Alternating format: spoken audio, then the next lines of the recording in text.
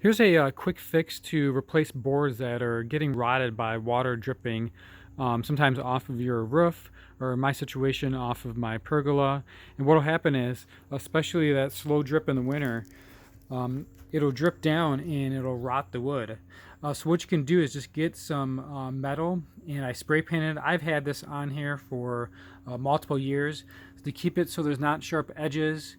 What I do is I'll put a little caulk around the edges and where I put the nails in. This helps a lot so that you don't have to replace the boards. I have a situation with my pergola being on that particular board. So what I've done is do that, and I have it covered up mostly with the carpet.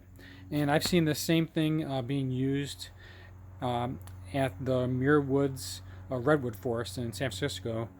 And if they can do it, I can do it.